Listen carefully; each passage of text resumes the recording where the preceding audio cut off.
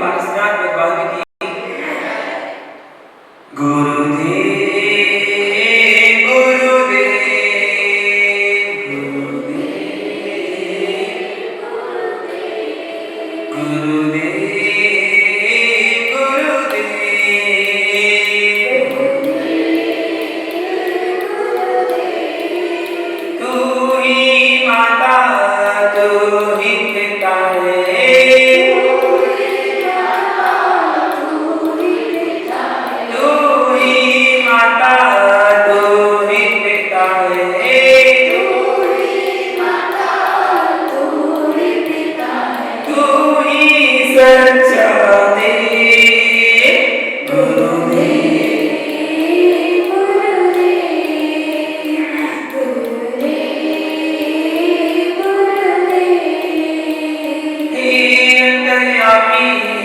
जग के स्वामी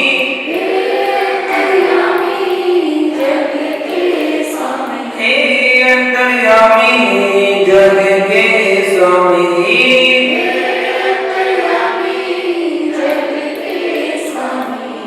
तेरा ही सच्चा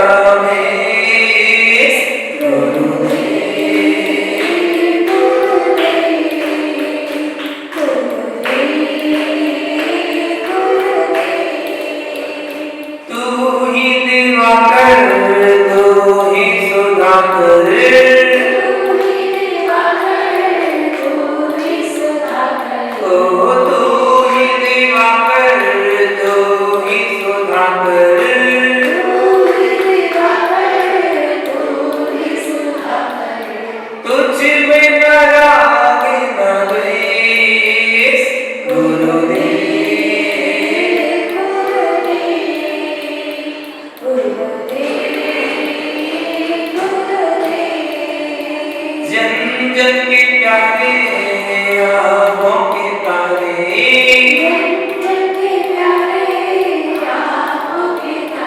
ओ जन जन के प्यारे गुरुवर हमारे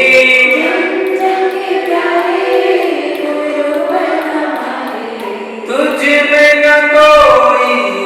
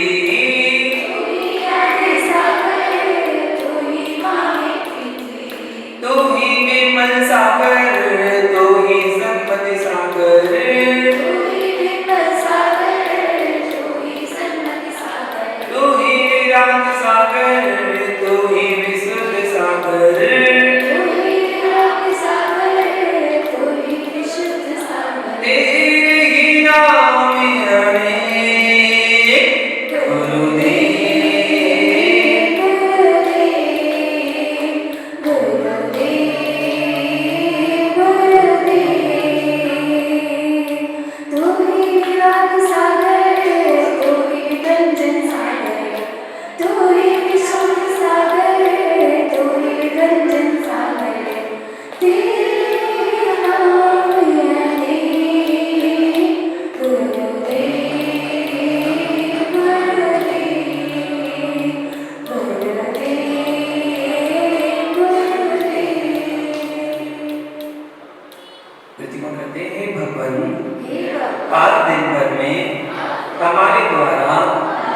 जाने अनजाने में हमारे मूल गुणों में, उत्तर गुणों में, कर्तव्यों में, व्रतों में जो भी अतिचार, अनाचार या दोष लगे हों, उसके लिए हम सभी प्रतिक्रमण करते हैं।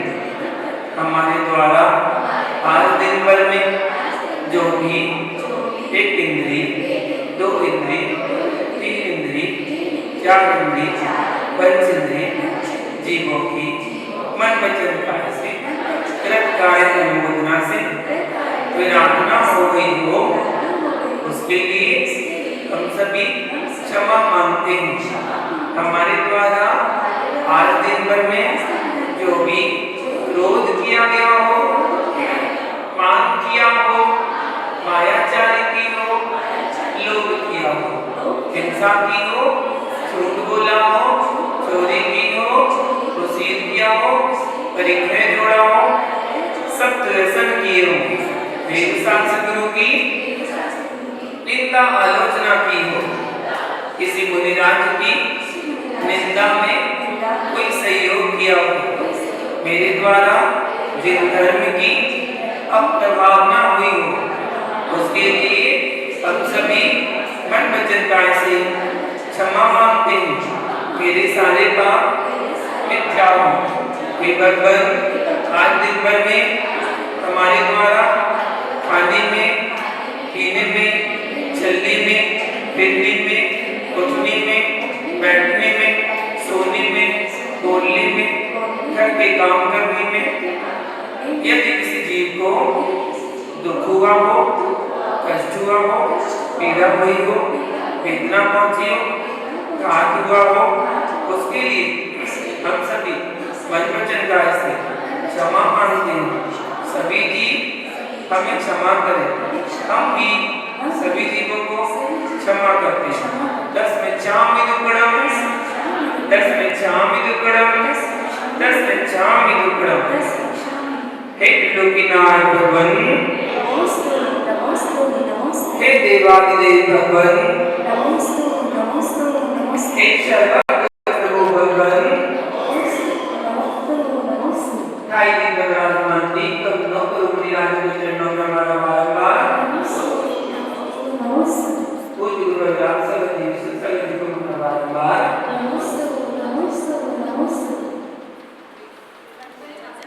परम पूज्य महाराज श्री गणेश स्वामी जी महाराज को हमारा बारंबार नमस्ते। परम पूज्य स्वामी श्री श्री सागर जी महाराज को हमारा बारंबार नमस्ते। आपस में सभी ओम नमस्ते। बाकी देखा लगा आदि बात भगवान की सेना करो भगवान की वासुदेव भगवान की शांति नाथ भगवान की देवी नाथ भगवान की पारसनाथ भगवान की महावीर भगवान की गुरुवरी माता की बुनियाद की गुरुवरी सिद्धा की बुनियाद की अहिंसा से धर्म की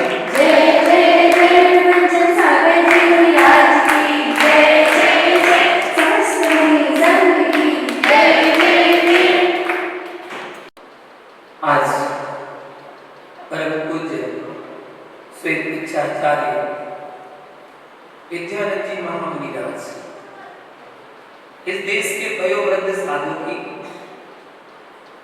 समाधि दिवस का दिन है।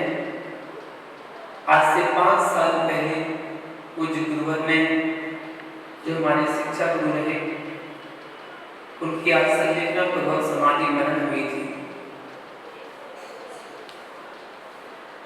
इसलिए कहते हैं इस दिल से तेरी याद भुलाई नहीं जाती, ये श्रद्धा की दौलत है लुटाई नहीं जाती। इस दिल से कहते हो तुम्हें दिल से भुला दे, इस दिल से कहते हो तुम्हें दिल से भुला दे। हर रोज ये दुनिया बसाई नहीं जाती, हर रोज ये दुनिया बसाई नहीं जाती। पूज्य गुरुवर तो जा चुके, संलिग्ना पूर्वक समाधि ग्रहण किया, लेकिन हर पल उनकी कुछ ना कुछ स्मृतियां याद रहती हैं। इसलिए कहा है कि माना कि मेरी दुनिया दिन रात महकती रहेगी, माना कि मेरी दुनिया दिन रात महकती रहेगी, कोयल मेरे गुलशन में हर वक्त चहकती रहेगी। सब कुछ होगा मेरे पास मगर मेरे गुरुवर, सब कुछ होगा मेरे पास मगर मेरे गुरुवर, मेरे दिल में तेरी कमी हर पल खटकती रहेगी, हर पल खटकती रहेगी। याद करते हैं अपने गुरु को, स्मरण करते हैं। आज इतना ही तो कर सकते हैं अपने गुरु के लिए, और तो कुछ कर नहीं सकते। हर पल याद आती है तो कहते हैं तुम्हारी याद के मौसम रुलाएंगे हमको, तुम्हारे दर्द के बादल भिगोएंगे हमको, और तुम्हारे साथ जो गुजरे थे हंसते खेलते दिन, कई वर्ष तक आचार्य के साथ रहे, तुम्हारे साथ जो गुजरे थे हंसते खेलते दिन, तमाम उम्र वो पल याद आएंगे हमको, याद आएंगे हमको। ऐसे पूज्य गुरुवर विद्यान जी मिराज एक एक लम्हा तरसते थे कभी दीदार पाने को, एक एक लम्हा तरसते थे कभी दीदार पाने को। आज हर लम्हा सुना पड़ा है तेरा प्यार पाने को, तेरा प्यार पाने को। आचार्य श्री ने ऐतिहासिक काम किए अपने जीवन में, ऐतिहासिक काम जो जाने के बाद भी जिनका नाम अमर हो जाता है वो ऐतिहासिक काम कहलाते हैं। बाहुली भगवान का मस्तकाभिषेक तो हर 12 वर्ष में होता था, लेकिन आचार्य विद्यान मिराज के साथ में जो मस्तकाभिषेक हुआ वो ऐतिहासिक मस्तकाभिषेक हुआ। जब बाहुली भगवान की प्रतिष्ठा को 1008 वर्ष हुए थे, उस समय मस्तकाभिषेक हुआ। 1008 वर्षों के पश्चात जो मस्तकाभिषेक हुआ वो विद्यान जी मिराज के सानिध्य में हुआ था, और ऐसा मस्तकाभिषेक हुआ था 1981 की बात है, 1981 में हुआ था। और पूरे देश विदेश से लोग देखने के लिए आए, और तभी से इतने बड़े स्तर पर बाहुली भगवान का मस्तकाभिषेक प्रारंभ हुआ। जब आचार्य बावन गजा गए तो बावन गजा में जो आदिनाथ भगवान की मूर्ति है 52 गज, 52 गजा उसका नाम ही पड़ा, 52 गज के आदिनाथ भगवान है, लगभग 84 फुट की मूर्ति है। तो उस मूर्ति का मस्तकाभिषेक आचार्य श्री के सानिध्य में सबसे पहले हुआ, बड़े स्तर पर होते रहते हैं लेकिन बड़े स्तर में वो हुआ तो आचार्य श्री के सानिध्य में हुआ। जब आचार्य श्री महावीर जी गए तो महावीर जी में सहस्त्रकाब्दी समारोह मनाया गया था, वो भी आचार्य श्री के सानिध्य में मनाया गया। जब आचार्य श्री मथुरा गए तो मथुरा 84 में कोई दर्शन करने भी नहीं आता था, लेकिन जब आचार्य श्री वहां पर वास्तु दोष जो था वो ठीक करा, तो वहां पर आज निरंतर यात्रीगण आते रहते हैं और क्षेत्र का बहुत बड़ा विकास हुआ। सबसे पहले आचार्य श्री ने बद्रीनाथ यात्रा शुरू की। विद्यान जी मिराज से पहले कोई बद्रीनाथ नहीं गया था, कोई साधु। सबसे पहले वही साधु हुए जो पहले बद्रीनाथ गए और उन्होंने बद्रीनाथ का मार्ग खोला, रास्ता खोला। फिर उसके बाद और अनेकों साधु दर्शन करने के लिए जाते रहे। रास्ते में श्रीनगर एक गांव पड़ता है, कस्बा पड़ता है, तो श्रीनगर में जैन मंदिर अपना, ऋषिकेश से बद्रीनाथ के बीच में 300 किलोमीटर के रास्ते में केवल एक ही मंदिर बनता है, श्रीनगर मंदिर। उसमें आदिनाथ भगवान के चरण थे, 500 वर्ष प्राचीन चरण थे। वो चरण ले जाकर उन्होंने बद्रीनाथ में स्थापित करवाया और वो मंदिर बना।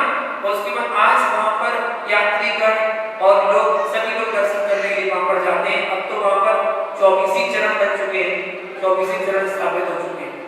तो बद्रीनाथ सबसे पहले आचार्य श्री गए, और तो और गर्भगृह के अंदर भी गए, वरना गर्भगृह में कोई नहीं जा सकता। वही एक साधु हुए जो गर्भगृह में कर गया, उन्होंने ही निश्चित किया था वहां कि आदिनाथ भगवान की मूर्ति है। तब लोग वहां पर दर्शन करने जाने लगे। तो सबसे पहले आचार्य गए हिमालय यात्रा जिनको कहते थे। 1969 की यात्रा थी वो। 1969 में श्रीनगर छत्रवास किया था और तब आचार्य वहां से गए। आचार्य के और ऐतिहासिक काम हुए। सबसे पहले आचार्य ने समय सार द्रव्य संग्रह और भजन आदि को सीडी कैसेट में रिकॉर्ड करवाया, जैन भजन बनवाए और उसमें रिकॉर्डिंग करके सब जगह भिजवाया।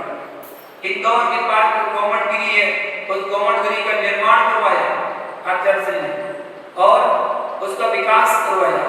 अनेकों साहित्य की उन्होंने रचना की, अनेकों साहित्य लिखी और जब जब जैन समाज पर कोई आंच आई तो उन्होंने सब कुछ किया उसको अवसर को दूर करने के लिए।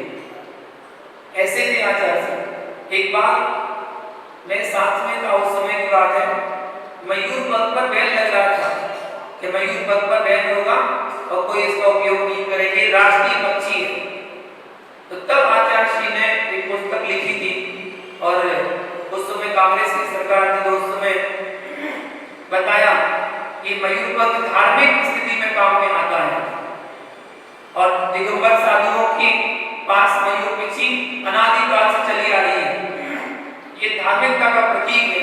ये पग हिंदुओं में इसका उपयोग होता है, मुस्लिम में भी उपयोग होता है, हर जगह मयूर पग का उपयोग किया गया है, इसको शुभ माना गया है, इसलिए इस पर बैन नहीं लगाया जाना चाहिए।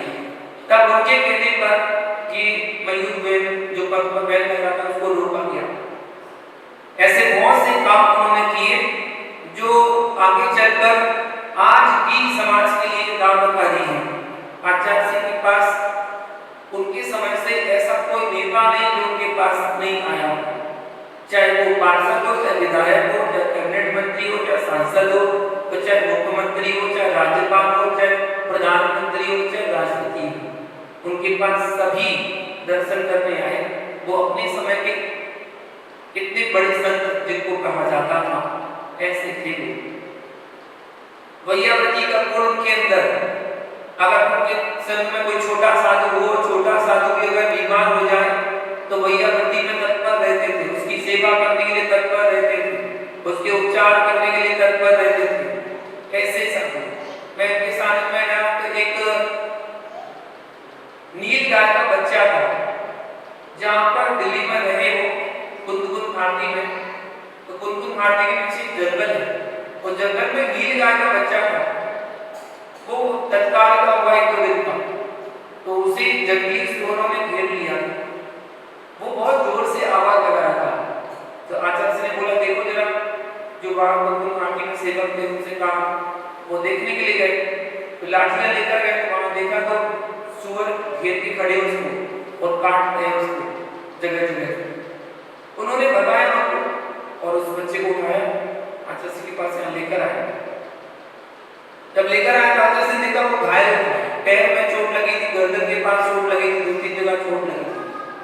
तो आचार्य खुद गए अपने कमरे में और वहां एक घाव भरने का और एक पाउडर था, वो लेकर आए और उसको लगाया, नील गाय के बच्चे को लगाया, दूध मंगवाया चौके से और दूध प्लेट में कटोरी में उसको दिया, तो वो पी नहीं रहा था। आचार्य ने बोला चम्मच से पिला, और चम्मच पकड़ और चम्मच से पिलाया, उसने चम्मच से पीना शुरू कर दिया।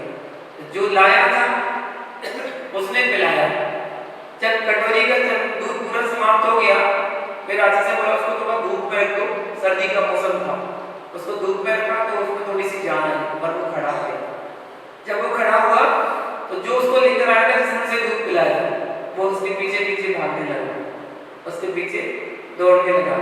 आचार्य से बोले वो तुम्हें अपनी मां समझ रहा है, तुमने दूध पिलाया था ना। फिर हॉस्पिटल वालों को फोन करवाया, एम्बुलेंस आई और उसको लेकर चले गए। घाव ज्यादा थे उसके, मतलब दया करना आचार्य से ऐसी थी।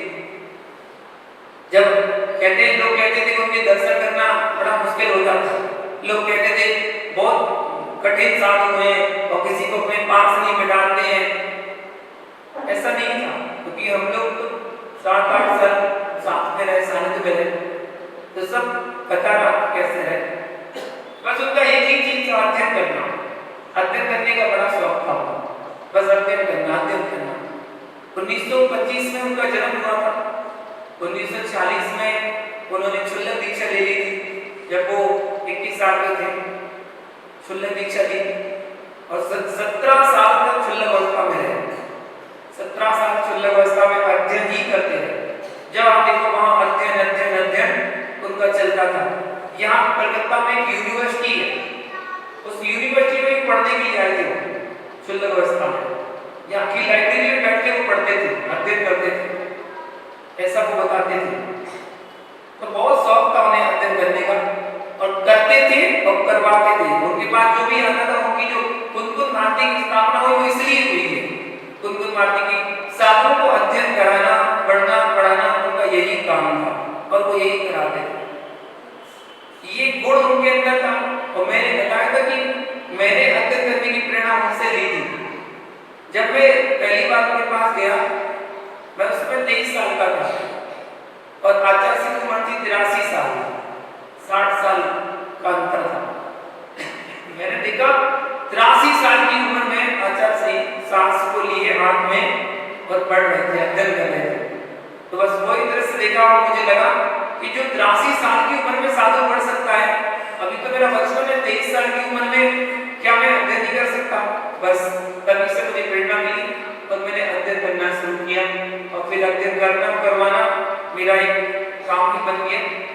तो निरंतर स्वाध्याय कराना, सांस पढ़ाना, ये हमारा काम हो गया। ऐसे थे आचार्य सिंह। अभिमान का ना होना ये उनका सबसे बड़ा गुण था। कितना ही कुछ ज्ञान होने के बावजूद कोई घमंड नहीं था कि मुझे इतना कुछ आता है। याददाश्त उनकी इतनी अच्छी थी कि कंठस्थ श्लोक को याद करते थे और यदि किसी बारे में चर्चा होती थी तो उस बारे में तुरंत सब्जेक्ट में तुरंत शास्त्र निकाल के, तुरंत अपने नोटबुक निकाल के, उनके पास 100 से अधिक नोटबुक थे। इतना अध्ययन किया था उन्होंने कि नोटबुक उनके भरे पड़े थे और भरे पड़े होने से मतलब नहीं है, याद थे।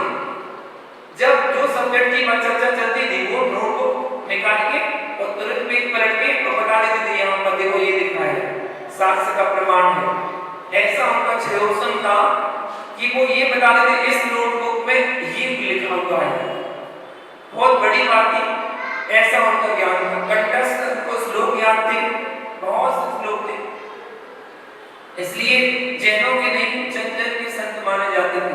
जहां जाते थे वो अन्य समाज के लिए कुछ ना कुछ करते थे। बाबा का जगह है तो वहां भी कुछ किया, गौंडेश्वर गए तो वहां कुछ किया। जो गरीब वहां के आसपास आदिवासी लोग रहने वाले उन सबको मदद करते थे, इसलिए वो उनके हो जाते थे। आचार्य जी कहते पहले उनको अपना बनाओ। उनका एक सूत्र था, वो कहते थे मत ठुकराओ, गले लगाओ, धर्म सिखाओ। ये उनका सूत्र था। किसी को ठुकराओ मत, धुतकारो मत, उसको गले लगाओ, हृदय से लगाओ और धर्म सिखाओ कि धर्म क्या होता है। अगर आज आप उसको धर्म सिखा रहे हैं, वो आगे चलकर आपके धर्म में सहयोगी बनेगा और निश्चित कुछ ना कुछ करेगा, सहयोग करेगा। जो जैन धर्म के ध्वज दिख रहे हैं ना, जैन धर्म का ध्वज 5 कलर का ध्वज देख रहे हैं, ये उनकी देन है।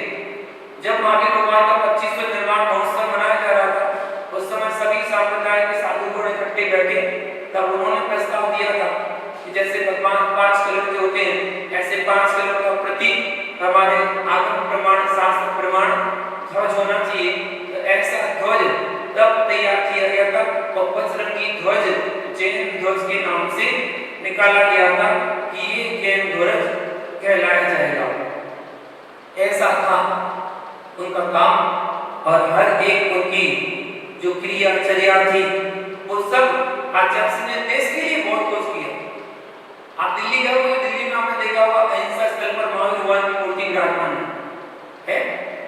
उस समय वो मूर्ति हटाने वाली थी, जब राजीव गांधी थे उस समय मूर्ति हटनी थी।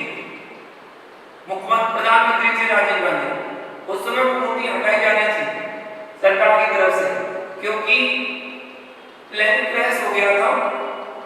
एक बार कुतुब मीनार की एक फ्लोर टकरा गई थी प्लेन से और वो गिर गई थी, तो इस कारण से मूर्ति हटाने की बात है। तब आचार्य श्री की देन है कि राजीव गांधी को उन्होंने पत्र लिखकर और उस पर प्रस्ताव नियम पाठ करवा दिया था, ये मूर्ति कभी नहीं हटाई जाएगी। और आज तक दिल्ली में भगवान की मूर्ति अहिंसा स्थल में विराजमान है, वो आचार्य सिंह की देन है। तो ऐसे काम किए और जो उन्होंने सूत्र दिए वो सूत्र जीवन के उपयोगी है। उनका एक सूत्र था जो उन्होंने किसी से लिया था, वो कहते थे कि जब किसी अनुभवी साधु के पास जाओ तो उससे अनुभवी ज्ञान जरूर लो, जरूर उनसे कुछ ना कुछ सीखने मिलेगा आपको। वो एक क्षुल्लक जी के पास गए थे और क्षुल्लक जी से उन्होंने जब कहा कि अपने जीवन का कुछ अनुभव का ज्ञान दीजिए ना, एक सूत्र कोई जो हमारे जीवन में उपयोगी हो, तो क्षुल्लक जी ने, क्षुल्लक अवस्था में थे, क्षुल्लक अवस्था में पार्स कीर्ति नाम था, तो पार्स कीर्ति जब गए तो उनके लिए सूत्र दिया, बोले 2 रोटी खा के बचाते हो, 2 बातों को बचाना सीख जाओ, जीवन जीना आ जाएगा। बोले ठीक। उन्होंने उसको जीवन में अपना लिया। कुछ समय पश्चात एक गांव में गए तो गांव में गांव के मुखिया लोगों ने कहा कि प्रवचन करना है क्षुल्लक जी, प्रवचन करो। बोले हमें प्रवचन करना नहीं आता, पार्स कीर्ति बोले, जो कि विद्वान बहुत बड़े, सब कुछ उन्होंने अध्ययन कर रखा, कहते मुझे प्रवचन करना नहीं आता, मैं तो स्वाध्याय करता रहता हूँ बस। तो वहां के मुखिया लोगों ने कहा क्या खाने के लिए साधु बन गए थे क्या?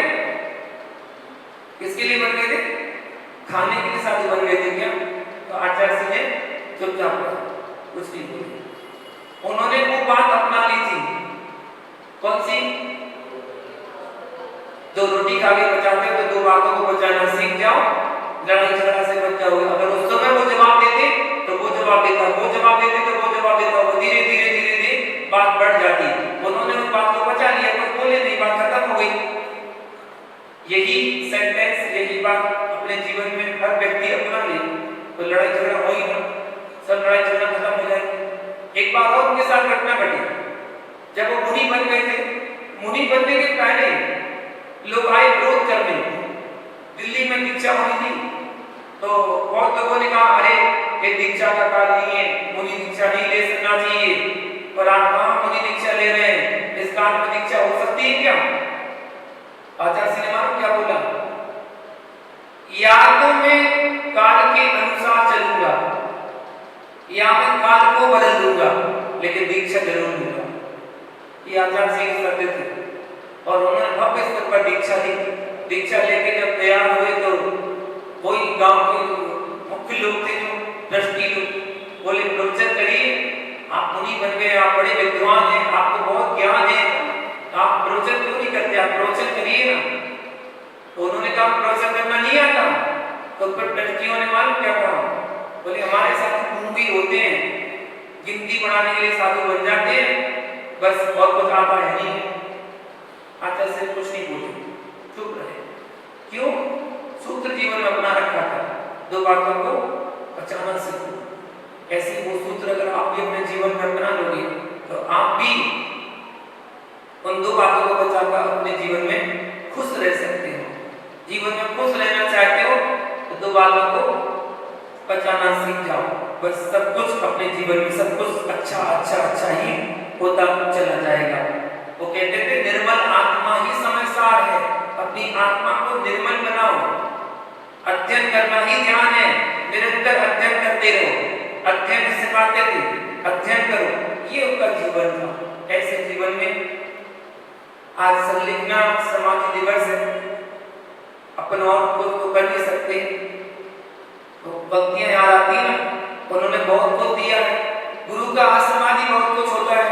गुरु ने अगर किसी ने कुछ सिखा दिया, थोड़ा सा 2 पंक्ति भी सिखा दी, तो वो हमारे उपकारी है। तो कहते हैं ना, उपकार जो हम पर किए गुरुवर बुलाना पाएंगे, उपकार जो हम पर किए गुरुवर बुलाना पाएंगे। जब तक है तन में सांस हम गुरु उपकार गुरु के गाएंगे, उपकार गुरु के गाएंगे। बस कर क्या सकते हो, उपकार गा सकते कि हाँ गुरु जी ने ऐसा किया, गुरु जी ने वैसा किया, और कुछ नहीं कर सकते। अखियां तेरी याद में ना जाने कब बह जाती हैं, अखियां तेरी याद में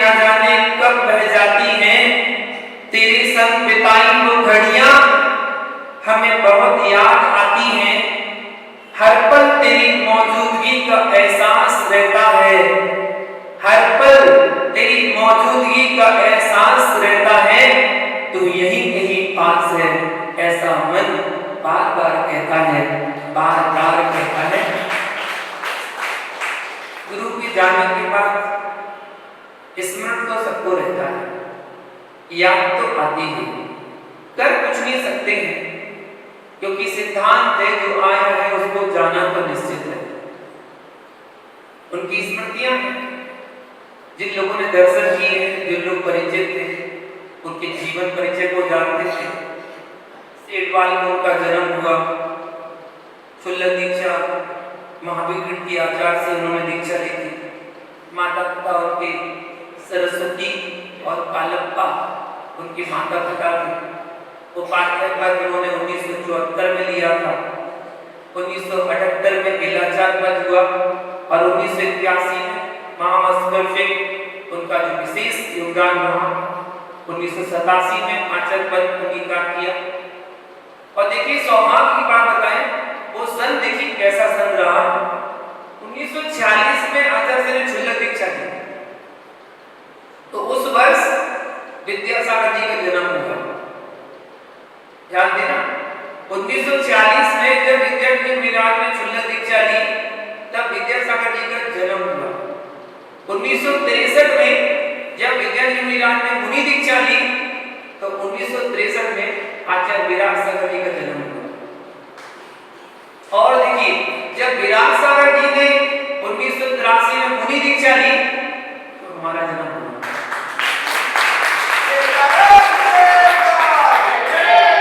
ये संयोग ऐसा तिथि का बेटा, जो ऐसे तिथि में उसका जन्म हुआ।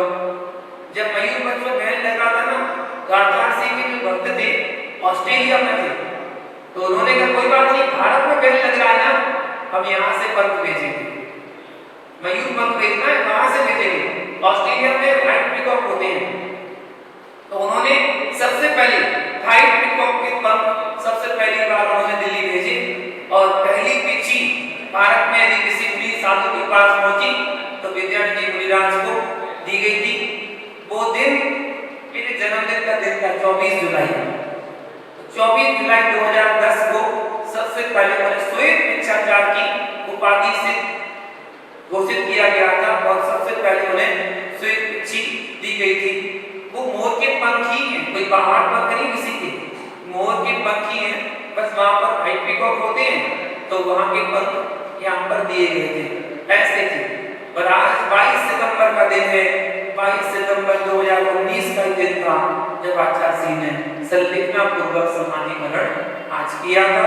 आचार्य सिंह ज्ञान व्रत, तप व्रत, चारित्र व्रत, अनुभव व्रत, सब कुछ उनके पास था। अनुभवी ज्ञान, हंसी मजाक भी बहुत अच्छे करते थे, अंदर की बात है आपको क्या बताएं, फिर भी अब तो आचार्य सिंह नहीं है, फिर भी बता देते। हम लोग जब बैठते थे तो आचार्य सिंह मजाक भी कर लेते थे। अक्सर वो कान में तेल डलवाते थे और तेल डालते थे कान में, तो अगर हम डाल रहे हैं तो डालते समय थोड़ा सा एक फूट ज्यादा गिर गया, कहते थे बस बस बस चल नहीं, यहाँ से आ गया, बाहर आ गया।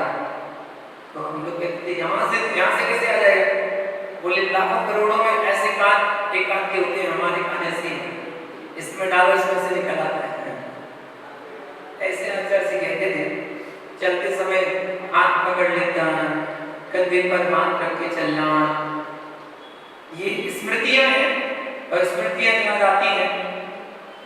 जिन लोगों ने दर्शन किए उन्हें लगता उनके पास कोई बैठता था ना दर्शन करने के लिए, नमोस्तु, बस बैठे बात से कहते थे हाँ बस। इसलिए लोगों को शिकायत रहती थी कि आचार्य से बैठने नहीं देते, जब भी जाओ बस कहते जाओ जाओ तो जाओ। एक बार मैंने पूछ लिया, मैंने आचार्य से सबको आप ऐसे कहते थे जाओ, कहते बेटा जिनकी संगति करोगे भूल मिलेगा। हमने कहा कैसे? बोले इन गृहस्थों की संगति करोगे ना, थोड़ी दूर ज्यादा बैठ जाए ना तो मालूम क्या कहेंगे, वो भाई घर में परेशानी है, हमारे घर में ये हो रहा है, हमारे घर में परेशानी पानी चल रही, हमारे बहू के बच्चा की हो रहा है, हमारा ये परेशानी, हमारी वो परेशानी। इनकी संगति करोगे तो एक सुनने मिलेगा। विद्वान की संगति करो, और विद्वान उनके पास बैठता था तो घंटों घंटों बिठाते थे और तत्व की चर्चा और शास्त्र की चर्चा बड़े अच्छे से करते थे। तो पैरों इसलिए नहीं बिठाते थे और एक डायलॉग करते थे बस, अच्छा बैठ गए। एक बार पड़ोस से एक अम्मा दर्शन करने आई, अच्छा सी बुजुर्ग थे तो लेटे रहते थे, तो लेटे हुए थे, हम बैठे हुए थे, तो दोनों ही थे, हम और आचार्य थे बस। तो अम्मा के दर्शन किए, आचार्य ने आंख खोल ली, अच्छा बैठ ले, आचार्य का डायलॉग था, अच्छा बैठ ले, मतलब हम बैठ ले तुम खड़े हो जाओ, हम बैठ ले तुम खड़े हो जाओ, ये डायलॉग था। तो अम्मा कहती है बैठी तो हो खड़ी थोड़ी हो। फिर आचार्य ने हिंदी बोला, अम्मा जाओ हम तो कुछ अपना अध्ययन करें, पढ़ाई करें, ऐसे कानोगी साधु, खिलता हुआ फूल, बहता हुआ पानी, जलती हुई अग्नि, चलती हुई हवा, किसी परिचय के मोहताज नहीं होते, वैसे ऐसे संत कोई परिचय के मोहताज नहीं होते हैं। सूर्य के सामने दीपक दिखाने के समान है उनके गुणों का वर्णन करना। ये तो ऐसा ही है कि सूर्य के सामने दीपक दिखा के प्रकाश दिखा रहे हैं, उसमें क्या प्रकाश दिखा रहे हैं, कुछ नहीं दिखा सकते। उनकी छोटी छोटी सी बातें हमेशा याद रहने वाली।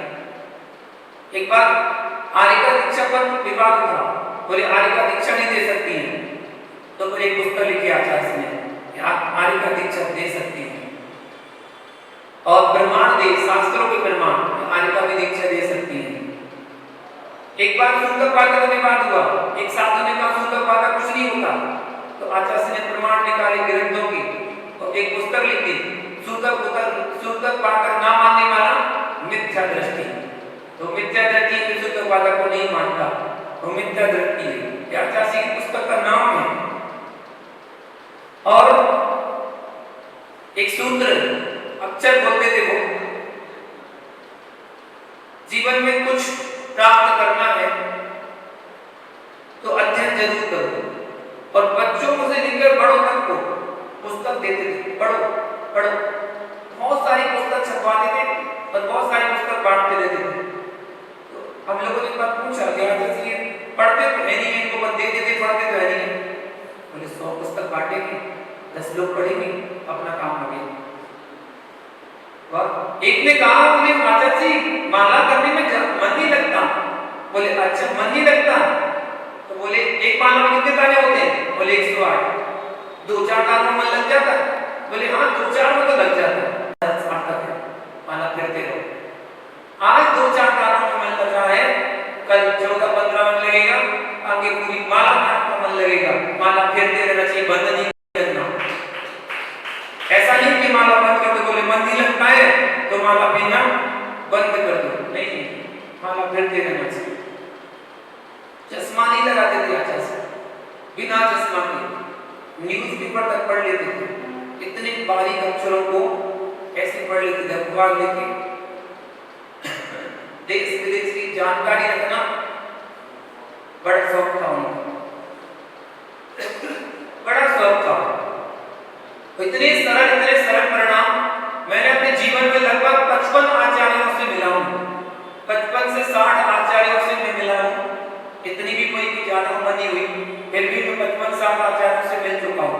उन 55-60 आचार्यों में सबसे कोई सरल साधु मिले तो वो आचार्य विद्यानंद जी महाराज मिले, इतने सरल कि मेरे कमरे में आचार्य से खुद आ जाते थे, मैं क्षुल्लक अवस्था में, और वो आचार्य इतने बड़े आचार्य, यदि कोई उन्हें ग्रंथ चाहिए होता था तो बुलवाते नहीं थे वो कि क्षुल्लक जी को बुला के लाओ, नहीं, खुद आ जाते थे, खुद आके अलमारी में अपना ग्रंथ ढूंढने लगते थे, ये वाला ग्रंथ चाहिए। इतने सरल परिणाम हमारे तख्त पर आकर जब हम बैठते हैं, उस तख्त पर आकर बैठ जाते थे, कहते क्षुल्लक जी एक ग्रंथ निकालना, तो वो ग्रंथ निकालते थे। ऐसे इतने सरल परिणाम शायद ही मुश्किल है किसी साधु के, मुझे तो नहीं मिले, ऐसे कभी नहीं मिले। जब आहार करते थे तो आहार करते समय उनका तो आहार 9 मिनट में हो जाता था, 8 मिनट 9 मिनट में उनका आहार पूरा हो जाता था। 9 मिनट में तो मतलब उनका चौकी में जाना और आना भी हो जाता था, और आहार भी हो जाता था, कुल्ला भी हो जाता था, सब कुछ हो जाता था। इतना फास्ट आहार होने लगा था उनका लास्ट में। अपने समय में करते होंगे, लेकिन में मैं हो गया था। और मुझे सौभाग्य मिला कि लगभग 3-4 साल तो मैंने कंटिन्यू प्रतिदिन उनको क्षुल्लक अवस्था में आहार दिया। पहले मैं क्षुल्लक अवस्था में प्रतिदिन उनको आहार देने का सौभाग्य मुझे मिला और मैंने प्रतिदिन उनको आहार दान किया। सौभाग्य, लोग तरसते थे पर हमें सौभाग्य मिलता था, प्रतिदिन आहार दान देते थे। जब आहार उनका पहले करा देते थे, उनका हो जाता था, फिर हम लोग करते थे, यहाँ खड़े हो जाते थे बगल में, हाँ करो आहार करो। तो बताओ सामने खड़े आचार्य जी अब कैसे आहार करें, तो लगता था कैसे करें, लेकिन वात्सल्य उनका रहता था, ये भी दो, ये भी दो, कुछ लेते नहीं है क्षुल्लक जी, पतले हो रहे हो, अच्छे से लो, अच्छे डाक के खिलाते थे। वो उनका स्नेह था, प्रेम था, वात्सल्य था। वैयावृत्ति करते समय अपने पास बिठा लेते थे, आ जाओ यहाँ बैठ जाओ। वैयावृत्ति करने हम लोग जाते थे तो पास में बिठा लेते थे, नहीं बैठ जाओ। उनको बाती में आप जाओगे दिल्ली में जब जाना, एक पीछे शीशम का एक वृक्ष लगा हुआ है, सफेद शीशम, बहुत कम मिलती है। आचार्य से उस पेड़ के नीचे बैठते थे और वो पेड़ भी ऐसा था कि वो अपना घर ऐसा बना देता था। जब उसकी पत्तियां डाली आती थी ना, वो चारों तरफ से ऐसा हो जाता, एक तरफ से खुला रहता था और बाकी तरफ से ढक जाता था। हम लोग उसमें जाके एक पट्टी थी, उस पट्टी में हम लोग वहां पर बैठा करते थे और अक्सर उसमें गर्मियों बहुत अच्छी शीतल ठंडी हवा आती। एक खूबी और थी जैसे कि वो सबको माला बांटते थे, लाल माला आती थी उनके पास, धागे की माला, और वो सबको बांटते, जितने दर्शन करने वाले आते थे सबको माला और साहित्य दो चीजें जरूर बांटते थे। कर्नाटक महाराष्ट्र के लोग क्या बहुत दर्शन करने के लिए आते थे और उनसे बात करते थे तो लगभग उनको 10-12 भाषाओं का ज्ञान था, झाड़ा बात कर सकते थे। तो एक बार कर्नाटक वाले आए, आचार्य से बात कर रहे थे तो कर्नाटक वाले बोले, आचार्य से अपनी भाषा में जवाब दे। अब हम बीच में बैठे तो एक बार वो बोले, एक बार वो बोले, तो एक बार यहाँ देखें, एक बार यहाँ देखें, एक बार यहाँ बोले, यहाँ देखें।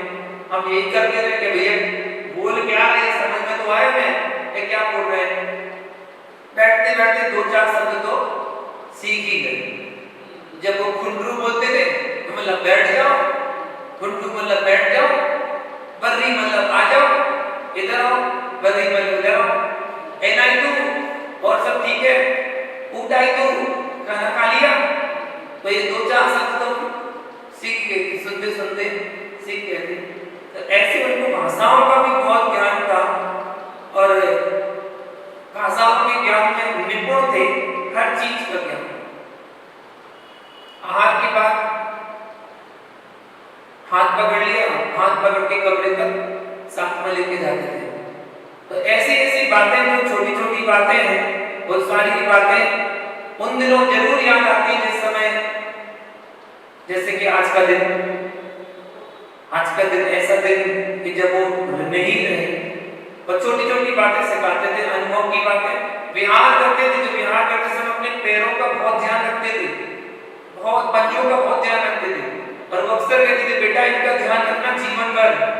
ये अपने ट्यूब टायर हैं, क्या है ट्यूब टायर है अपने, जैसे इन लोग के ट्यूब टायर है ना गाड़ियों में, अगर पंचर हो जाए तो वहीं खड़ी हो जाएगी, तो अपने भी ट्यूब टायर यही है। अगर ये पंचर हो गए ना तो बैठ जाएंगे पर बिहार नहीं कर पाएंगे, इनका ध्यान अच्छे से रखा करो, अक्सर कहते थे। और वो पैरों का बहुत ध्यान रखते थे, संभाल कर कहते थे, अच्छे से साधना करो, खूब खाओ पियो बढ़िया। उनका एक सूत्र था, वो कहते थे जिसने शरीर का सुख नहीं भोगा वो सिद्धों का क्या सुख भोगेगा। पहले शरीर का सुख तो भोग लो, उसके बाद आराम से सिद्धों के सुख भोग लेना।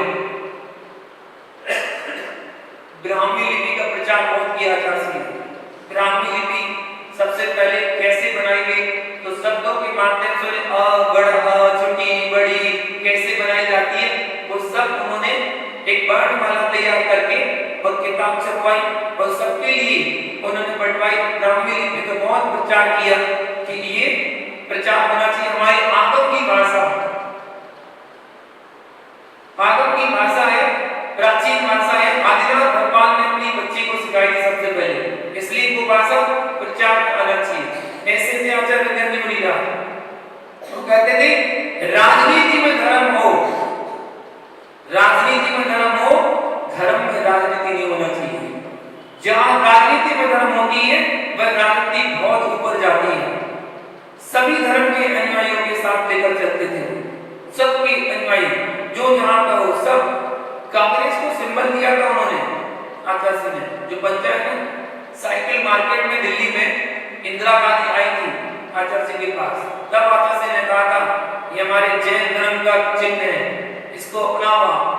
उन्होंने अपनाया उस समय, और वो चिन्ह आज तक चल रहा है। वो सिंबल जो दिया था, उनसे कहा था कि आप जीतोगे जरूर, बाहुबली भगवान का मस्तकाभिषेक है, आपको वहां पर आना है। और वो भारत की प्रधानमंत्री बनी, और फिर बाहुबली के मस्तकाभिषेक में वहां पर आई और हेलीकॉप्टर में बैठकर चांदी के पुष्पों से बाहुबली भगवान पर पुष्पवृष्टि की थी। ऐसा उनके आशीर्वाद से हुआ। तो आचार्य सिंह के राजनेताओं की तो लाइन लगी, प्रतिभा पाटिल, जेल सिंह, अटल बिहारी, नरसिंह राव, राजीव गांधी, इंदिरा गांधी, सोनिया गांधी, राहुल गांधी, अरविंद केजरीवाल, शीला दीक्षित, मेनका गांधी, शिवराज सिंह पाटिल, अशोक गहलोत, शंकर दयाल शर्मा, भैरव सिंह शेखावत, राजनाथ सिंह, मनमोहन सिंह, ये सब उनके दर्शन करने के लिए आए। सबकी फोटो है दर्शन करते हुए। और तो और कांजी स्वामी भी दर्शन करने आए। कांजी स्वामी जिनका मत चल रहा है, वो भी 2 बार आचार्य सिंह के पास आए। दलाई लामा भी दर्शन करने आए। ऐसे देश के ख्याति प्रसिद्ध आचार्य श्री विद्यार्थी मुनिराज हुए, जिनका आज संलिग्न समाधि मरण दिवस है, 5वां संलिग्न समाधि दिवस है। आज के दिन उनको यही विनयाती प्रस्तुत करता हूं। कहते हैं बस भजन की कुछ पंक्तियां हैं, मैं गा तो नहीं पाऊंगा, बस सुना पाऊंगा। यूं तो दुनिया की हर मुश्किल से गुरुवर मैं लड़ता हूं, पर जब आपकी याद आती मैं उस पल रो पड़ता हूं। अब आ जाओ या पास बुला लो, दूर न रहते बनता है, आज भी आपका बेटा गुरुवर आपसे प्यार है करता है। मेरे भारत का बच्चा बच्चा गुरु आशीष से पलता है। मेरी तो सांसें भी गुरुवर तेरी माला जपती हैं, रास्ता आपके आने का हर पल ये आंखें तपती हैं। आपके साथ बिताया पल भी आपको याद ये करता है, आज भी आपका बेटा गुरुवर आपसे प्यार करता है। अपनों से भी ज्यादा गुरु के मुझ पर है उपकार बड़े, अपनों ने जब हाथ छोड़ा मेरे गुरु थे साथ खड़े। मेरा तो हर काम गुरुवर आपके नाम से चलता है, आज भी आपका बेटा गुरुवर आपसे प्यार करता है। मेरे भारत का बच्चा बच्चा गुरु आशीष से पलता है। पूज्य गुरुवर नित्यानंद जी मिजाज हमारे शिक्षक रूप आराध्य, उनके चरणों में त्रिभक्ति पूर्वक पुण्यांजलि रखता हूँ कि आज उनका समाधि दिवस है। इस समाधि दिवस में उन्होंने उत्कृष्ट पद प्राप्त किया हो, निश्चित लोकांतिक देव बने हो और ये उनकी अंतिम पर्याय हो, और वहां से आके सीधे मनुष्य पर्याय में आके मोक्ष को प्राप्त करें, ऐसी मंगल कामना खाता हूँ और उनके चरणों में त्रिभक्ति पूर्वक नमोस्तुते प्रेषित करता हूँ। जय आचार्य विद्यानंद जी महामुनि राज की आज सुना बस इसी में से प्रश्न पूछता हूँ। असत्य होता है, त्याग भी असत्य होता है। द्रव्य क्षेत्र काल भाव की स्थिति ऐसी होती है जिनका त्याग असत्य है। क्या साधु को नहीं पता है कि दूध शुद्ध मिल रहा है कि नहीं? पता है सबको पता है कि दूध शुद्ध मिल ही नहीं सकता। आप राजधानियों में, शहरों में दूध कहां से शुद्ध मिल जाएगा? दूर दूर तक 2-3 किलोमीटर 5-5 किलोमीटर तक कोई जानवर ही नहीं है। जब जानवर नहीं है, डेयरियां नहीं है, दूध कहां से आएगा? जब दूध नहीं आएगा, अगर 5 किलोमीटर दूर से आप दूध लेने जाओगे, आधा घंटा आपको जाने में लगा, आधा घंटा आपको आने लगा, 1 घंटा हो गया, दूध तो अशुद्ध हो गया। जब तक दूध लगेगा, लग के इकट्ठा होगा, नापेंगे, नापे के बाद लाओगे, खाने पीने को बचा ही नहीं है, फिर कहाँ से बचा? ऐसी बहुत सारी चीजें हैं जो आज के समय में असत्य है। आपको जो लौकी सब्जी ला रहे हैं, लौकी तोरई शुद्ध है? पटाखा जी, जो लौकी वगैरह आई है वो शुद्ध है क्या? आपको पता है क्या? लौकी चौके में आई है वो शुद्ध है? आपको पता है क्या? नहीं पता। रात को इतना बड़ा इंजेक्शन लगाया था और सुबह इतनी बड़ी हो गई लौकी, बताओ शुद्ध है? कहने को तो लौकी है, कहने को तो लौकी तोरई है, शाकाहारी भोजन है। अरे शाकाहारी भोजन केमिकल तो डाला गया है, अब कहां से शुद्ध हो जाएगी? ऐसी सारी चीजें शुद्ध खाओगे क्या?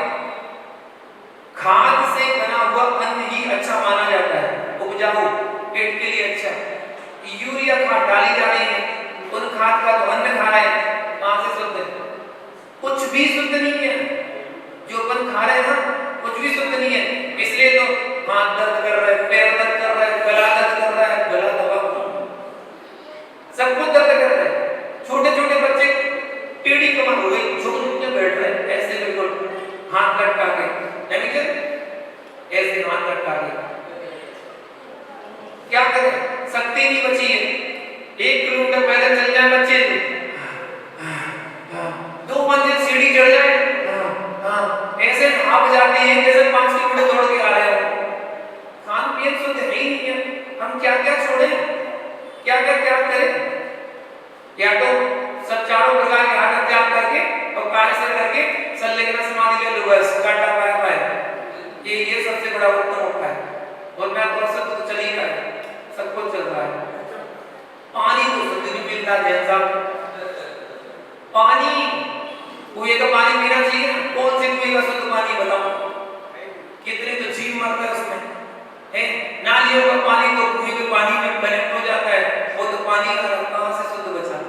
मिर्चा नहीं डालना चाहिए, कौन मिर्चा नहीं डाल रहा है? कोई नहीं डाल रहा, सब अशुद्ध चल रहा है, हर जगह अशुद्ध चल रहा है। आज बस चर्या हो पा रही है, गनीमत समझो, ये जब गनीमत हो रही है, चर्या बस ठीक हो रही है, इतने में मान के चलो ठीक है, जो है सो है, इतने में खुश हो जाना चाहिए। चलिए प्रश्न मंच करते हैं। आज का पहला प्रश्न आपको बताना है, आचार्य विद्यार्थी जी महाराज का जन्म कौन सी तारीख को सन में हुआ था? तारीख बतानी, कौन सी तारीख और सन? तारीख और सन बताइए, कौन सी तारीख में हुआ था? हाँ, ये वाला विनीत, ये वाला विनीत। 22 अप्रैल, यहाँ से ध्यान नहीं करना है, एक बताओ करो 30 माइक ना, ओ अरे यहाँ से तो क्या, ये देखो भाई साहब यहाँ से पकड़ा रहा है, पकड़े खड़े हो गए। 22 अप्रैल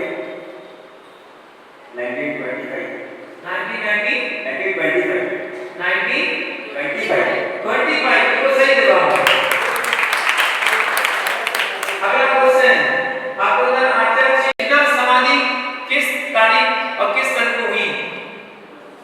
तारीख और सन कब हुई? हाँ, तारीख तो बतानी है, बताओ।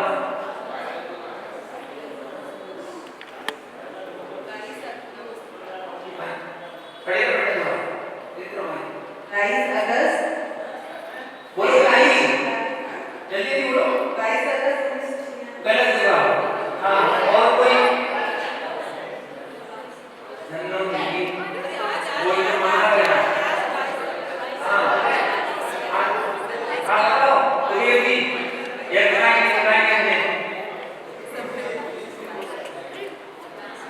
एक ग्रुप 22 9 1991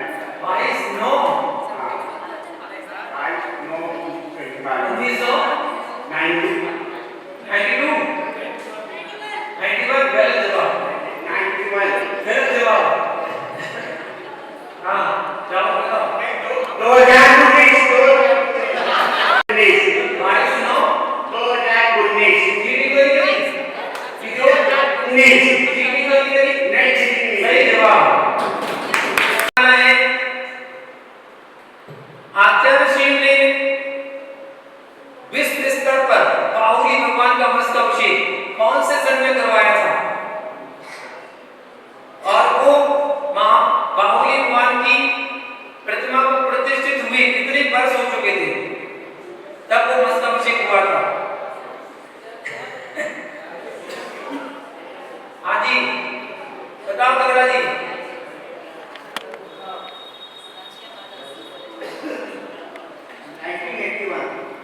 1981 कितने वर्ष हो गए प्रतिमा को स्थापित किए? 1000। बिल्कुल सही जवाब। बताइए किन्हीं 5 नेताओं के नाम बताइए जो आचार्य सिंह के दर्शन करने आए, बड़े बड़े नेता जो आचार्य सिंह के दर्शन करने आए थे, किन्हीं बताओ। राहुल गांधी, सोनिया गांधी, राहुल गांधी, राजनाथ सिंह और अटल बिहारी वाजपेयी। ये तो एक ही परिवार के थे, इनको एक देंगे हम। अटल बिहारी वाजपेयी, राजनाथ सिंह, अरविंद केजरीवाल, ज्ञानेंद्र सिंह और पांचों गांधी परिवार के लोग हैं। बहुत बढ़िया। हमारा है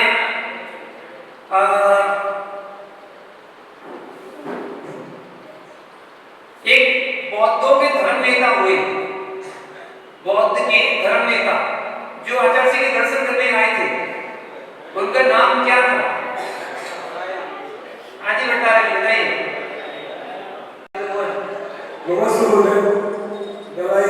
बिल्कुल सही जवाब, दलाई लामा। आचार्य सिंह के क्षुल्लक अवस्था का नाम क्या था? आचार्य सिंह के क्षुल्लक अवस्था का नाम क्या था?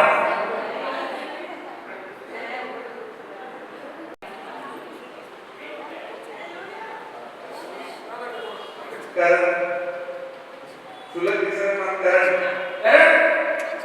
असीता पार्श्वकीर्ति जी बिल्कुल सही जवाब। क्षुल्लक जी के पास गए थे तो उन्होंने एक अनुभव की बात बताई थी, वो कौन से अनुभव की बात बताई थी? बता बेटा तब तू बता। नहीं पूरा नहीं बता पाया। हाँ बता बेटा। नमस्ते गुरुदेव, 2 रोटी खाओ, 2 रोटी खा के पचाओ और 2 बार में पचाना, अगर सीख जाओ तो जिंदगी बच जाएगी। बहुत बढ़िया, जीवन जीना आ जाएगा। बिल्कुल सही जवाब। अगला क्वेश्चन आपको बताना है, आचार्य सिंह को श्वेत भिक्षाचार्य की उपाधि कब दी गई थी? श्वेत भिक्षाचार्य की उपाधि कब दी गई थी? हाँ तगड़ा जी को मिला था, सोनू को गलत हो गया, बताओ। चलो अली बताएगा मुझसे रिलेटेड थी, मुझसे संबंधित 24 जुलाई 2022। बिल्कुल सही जवाब। आपको बताना है आचार्य सिंह की गृहस्थ अवस्था के माता पिता का नाम क्या था? बताइए। उनकी माता का नाम सरस्वती, पिता का नाम कालप्पा। बिल्कुल सही जवाब। आपको बताना है 3 महामस्तकाभिषेक बताइए। उन्होंने 3 महामस्तकाभिषेक कराए, वो कौन कौन सी जगह के कराए? 3 महामस्तकाभिषेक।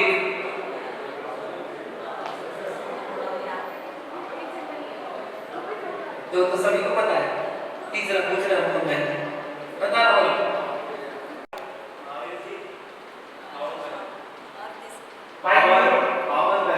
बावन गजा। बिल्कुल सही जवाब। और बावन गजा, ये 3 जगह। अगला क्वेश्चन आपको बताना है, आचार्य सिंह ने हिमालय यात्रा कौन से सन में की थी? हिमालय यात्रा, बद्रीनाथ की यात्रा, सबसे पहले यात्रा की थी उन्होंने, कब कौन से सन में की थी? बताओ मुझे। 1969। 1969 बिल्कुल सही जवाब। अगला क्वेश्चन आपको बताना है, जैन धर्म का जो ध्वज बनाया गया था उसमें 5 रंग बनाए गए थे, वो कौन से अवसर पर बनाए गए थे? उस समय क्या था जो ये जैन धर्म का ध्वज बनाया गया? नहीं याद? अच्छा कितने और हो गए आंसर?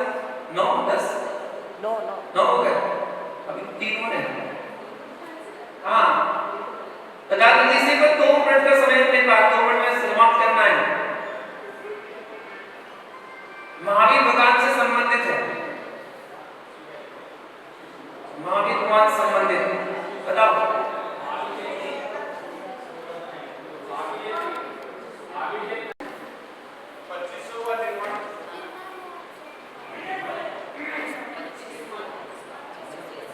महावीर भगवान का 25वां निर्वाण उत्सव। बिल्कुल सही जवाब। भगवान महावीर स्वामी के 25वें निर्वाण महोत्सव का अवसर था जब ये। अगला क्वेश्चन, दिल्ली में आचार्य ने एक संस्था का निर्माण कराया था जहां पर आचार्य रहते थे, उसका नाम क्या था?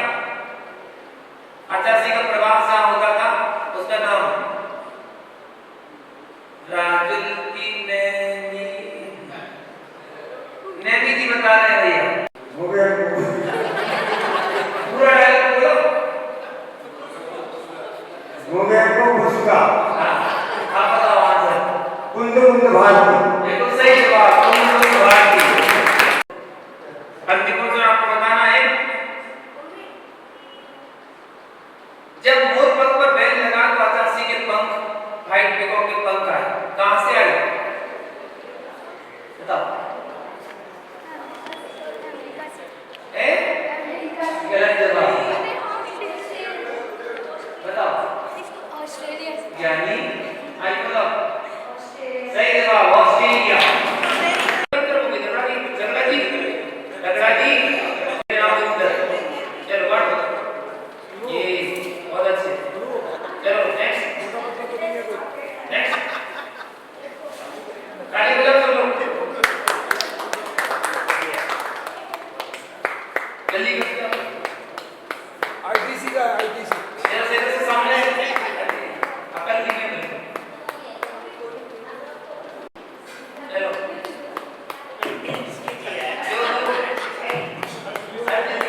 जो है सो है, बच्चों को मान देना, बच्चों को दे देना, बच्चों को।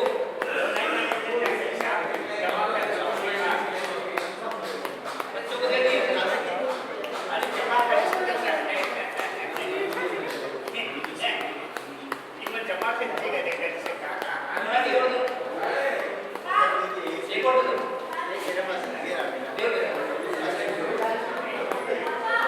चलो बहुत बढ़िया। हिंदी वाली 4 पंक्ति पढ़ने का नियम और खाने पीने में कल का त्याग करेंगे। कल आपको करेला खाने का त्याग। जय बोलो बालनाथ भगवान की जय।